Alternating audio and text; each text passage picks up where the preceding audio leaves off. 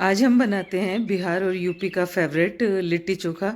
तो इसे हम बैंगन के भरते के साथ बनाएंगे। हमारे यहाँ इसे बैंगन का भरता कहते हैं, पर बिहार में इसे चोखा कहते हैं। तो बहुत ही परफेक्टली और बहुत ही आसान तरीके से आज हम शेयर करते हैं कि किस तरीके से हम लिट्टी चोखा बनाकर तैयार करेंगे। तो लिट्टी चोखा बनाने के लिए यानी भरता बनाने के लिए सबसे पहले ले लेते हैं बैंगन। उसको अच्छे से हम धो लेते हैं। उसके बाद इसके ऊपर लगा देंगे तेल, और यहाँ पर कट कर कर हम देख लेंगे कि अंदर से बिल्कुल अच्छा है या नहीं। कई बार इसमें कीड़े भी निकलते हैं बैंगन में, तो हम इसे अच्छे से एक बार चेक कर लेंगे। उसके बाद जहाँ पर हमने कट लगाया है उसके अंदर लहसुन और मिर्च डालकर इसे रोस्ट कर लेंगे।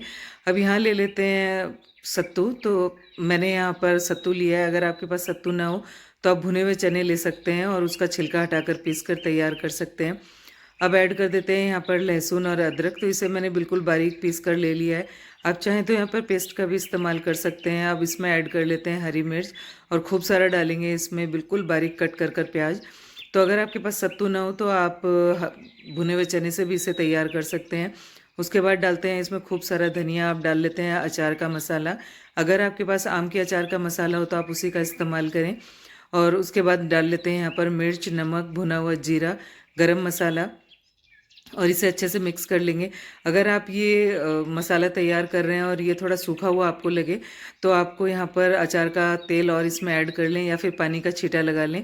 और हमने यहाँ पर मसाला तैयार कर लिया, उसे रख दिया एक साइड में।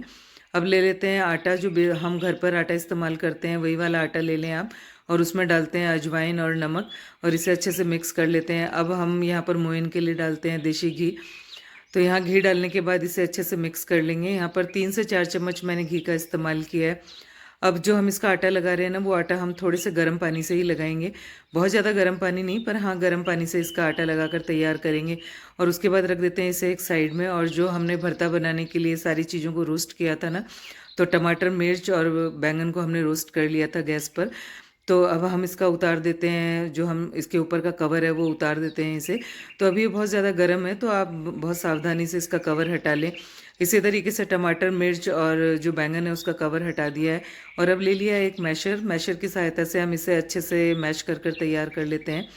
इस तरीके से आप बिल्कुल इसे बारीक मैश कर लें, क्योंकि इसके ज़्यादा बड़े बड़े अगर टुकड़े आते हैं ना तो वो अच्छे नहीं लगते। तो बिल्कुल अच्छे से इसे मैश कर लेना है। जो हम बैंगन को रोस्ट करेंगे ना, उसके अंदर हमने लहसुन और मिर्च लगा दी थी, और वो भी उसके साथ ही रोस्ट हो चुकी हैं। अब यहाँ पर अच्छे से मैश करने के बाद डाल देते हैं इसमें अदरक और खूब सारा हरा धनिया। तो आप चाहें तो यहाँ पर मिर्च भी डाल सकते हैं, पर मैंने सिर्फ यहाँ पर नमक का ही इस्तेमाल किया है, क्योंकि मिर्च हम यहाँ पर तड़के में डालने वाले हैं। अगर आपको इस तरीके से भरता ना पसंद हो तो आप इसको जैसे रेगुलरली हम बनाते हैं ना, तड़का लगाकर या प्याज भूनकर, उसके बाद इस तरीके से आप भरता जो बनाते हैं घर में, मैंने प्रीवियसली भी शेयर किया हुआ है, उस तरीके से भी आप भरता बना सकते हैं। ये सारा आपके ऊपर डिपेंड होता है कि आप किस तरीके से भरता खाना पसंद करते हैं। तो पूरी तरह से हमने भरता बनाकर तैयार कर लिया, यानी चोखा बनाकर तैयार कर लिया है। अब ले लिया है सरसों का तेल, उसमें लगाते हैं हींग और जीरे का तड़का। ऊपर से डालेंगे इसमें लाल मिर्च, और अब इसका तड़का लगा देंगे इस चोखे में। अब इसमें तड़का लगाने के बाद इसे अच्छे से मिक्स कर देते हैं। तो जो भरता या चोखा जो भी आप इसे कहना चाहें वो बनकर तैयार हो चुका है। तो इसे भी रख देते हैं हम एक साइड में। अब जो हमने आटा लगा कर रखा हुआ था ना लिट्टी बनाने के लिए, उस आटे को एक बार चेक कर लेते हैं। आटे को थोड़ी देर के लिए रेस्ट होने के लिए छोड़ दिया था हमने। अब इसकी छोटी छोटी सी बॉल्स बना लेते हैं। हमारे यहाँ राजस्थान में तो इस तरीके से हम बाटी बनाकर तैयार करते हैं। तो दाल बाटी चूरमा बेसिकली राजस्थान में बनाया जाता है। तो आज हम जो लिट्टी बना रहे हैं उसको थोड़े से डिफरेंट स्टाइल में बना रहे हैं। तो इस तरीके से एक बॉल लेने के बाद अंगूठे की सहायता से इसे फैलाते हुए तैयार करेंगे। तो जो बीच वाला पार्ट है उसे आपको मोटा नहीं छोड़ना है। इस तरीके से आप इसे फैलाते जाएं अंगूठे से।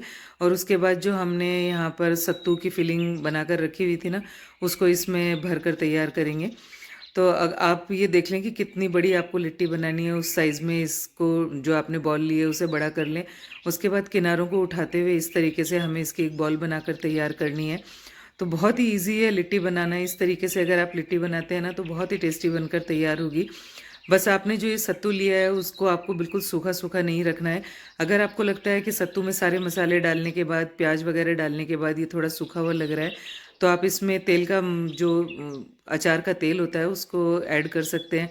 और अगर तेल को ऐड ना करना चाहें तो आप थोड़ा सा पानी का छींटा भी लगा सकते हैं। अब लिट्टी एक हमने बनाकर तैयार कर ली है और खूबसूरत लगने के लिए हम इसके ऊपर इस तरीके से एक मार्क लगा देते हैं। तो जब हम इसे बाटी की तरह सेक कर तैयार करेंगे ना तो ये बहुत सुंदर लगती है। तो इसी तरीके से एक लिट्टी हमने बनाकर तैयार कर ली है, दूसरी भी हम इसी तरीके से तैयार कर लेते हैं। तो आप चाहें ना तो इसे बॉल की शेप बना सकते हैं। पहले ये जो हम सत्तू ले रहे हैं ना इसमें फ़िल करने के लिए, उसको आप एक बॉल की तरह बनाकर भी इसमें ऐड कर सकते हैं। और इस तरीके से एक लिट्टी को और हम तैयार कर लेते हैं। बहुत ही ईज़ी तरीके से आज मैंने आपके साथ ये रेसिपी शेयर की है। तो आप इजीली इस तरीके से लिट्टी चोखा बना सकते हैं। और अभी तो क्योंकि सर्दियां हैं तो आप इस तरीके से बनाकर इसमें खूब सारा घी ऐड कर सकते हैं। सर्दियों में हमें बहुत सारे एनर्जी की ज़रूरत होती है, तो उसके लिए कुछ इस तरीके का हमें खाना चाहिए ताकि हमें एनर्जी मिलती रहे। तो 2 लिट्टी हमने बना ली है, तीसरी लिट्टी भी हम इसी तरीके से बनाकर तैयार कर लेते हैं। तो इसमें जो हमने घी का मोयन दिया था ना उसकी वजह से ये लिट्टी इतनी क्रिस्पी बनकर तैयार होगी और डेफिनेटली ये आपको बहुत अच्छी लगने वाली है। इस तरीके से जो आप लिट्टी चोखा बनाएंगे ना, इस पर भी हम एक मार्क लगा देते हैं। तो जो चाकू का बैक साइड होता है उससे आपको यहाँ पर मार्क लगाना है, पर बिल्कुल छेद नहीं कर देना है इन लिट्टियों में।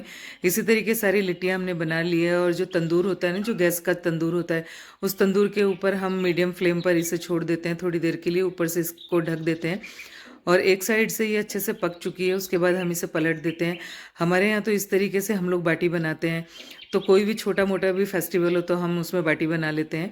तो आप इस तरीके से जो बाटी वाला तंदूर होता है ना, उस पे गैस तंदूर जो होता है उस पे आप इसे बना सकते हैं। अगर इस तरीके से आपके पास तंदूर ना हो तो आप जो अप्पे मेकर होता है उसमें भी इसे बनाकर तैयार कर सकते हैं।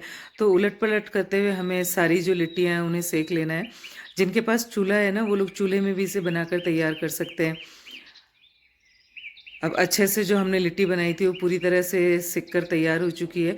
बस आप जिस वक्त इसे पलट रहे हो तो हाथों का ख्याल रखें, क्योंकि ये बहुत गर्म होती है ना, तो हो सकता है कि आपके हाथों को थोड़ी इंजरी हो जाए।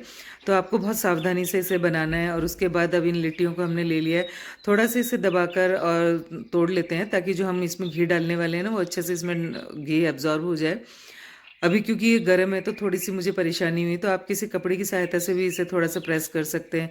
अब यहाँ ले लेते हैं देशी घी और उसमें इसे डिप कर कर निकाल देते हैं। बहुत ही टेस्टी बनकर आज ये लिट्टी और चोखा या भरता जो भी आप इसे कहना चाहें वो बनकर तैयार हुए। तो इसे सर्व कर लिया है मैंने बूंदी वाले रायते के साथ और थोड़ी सी ले ली है सलाद। ऊपर से जो हमने भरता बनाया था या चोखा बनाया था उसमें डाल देते हैं नींबू। और पूरी तरह से आज ये लिट्टी चोखा बनकर तैयार हो चुका है। तो देखने में तो ये बहुत ही टेस्टी लग रहा है। इस तरीके से आप लिट्टी चोखा बनाकर तैयार कर सकते हैं। तो लिट्टी चोखा बनाएं एंड एंजॉय।